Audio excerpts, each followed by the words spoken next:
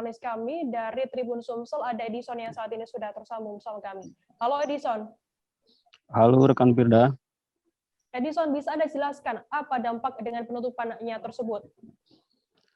Oke, baik, kami informasikan penutupan jalan utama menuju 4 kabupaten kota ini sendiri dilakukan dalam rangka pembangunan flyover. Akibat dampak dari pembangunan ini, warga sekitar yang khususnya ingin mengantar anaknya sekolah, jika selama ini hanya membutuhkan jarak sekitar 500 meter, harus memutar dengan jarak yang jauh. Ini disiapkan jalan alternatif, cuman jaraknya yang cukup jauh, harus memutar ke jalan lingkar. Dan untuk para petani, khususnya petani karet juga mengalami kesulitan.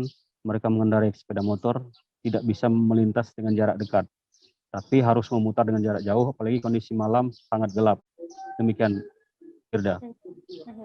Lantas Edison, bisa dijelaskan mungkin kriminalitas yang sering terjadi di jalan lingkar ini?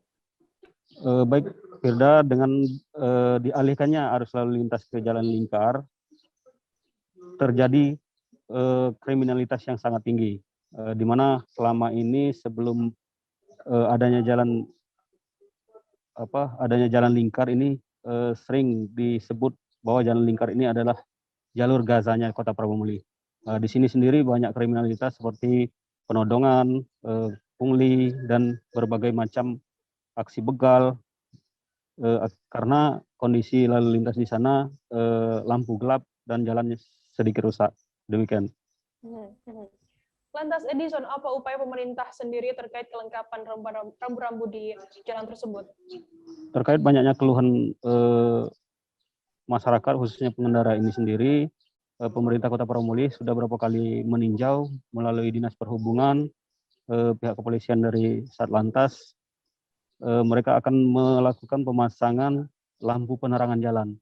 Selain itu juga akan memperbaiki jalan-jalan yang berlubang dan mensiagakan petugas dari Dinas Perhubungan dan Satuan Lalu Lintas untuk standby mengarahkan para pengendara melalui jalan lingkar.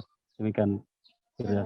Edison, untuk mengatasi keamanan dan kriminalitas di jalur alternatif, apa kemudian dilakukan oleh Polres Prabu-Muli untuk mengantisipasi hal ini?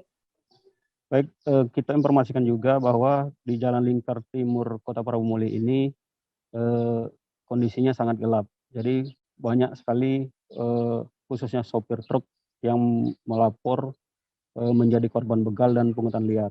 Petugas kepolisian sendiri telah membentuk tim khusus dari berbagai satuan untuk mengantisipasi aksi-aksi kejahatan di jalur tersebut. Dari hasil terjun lapangan petugas tim khusus ini sudah mengamankan 2 pelaku pungli di daerah itu.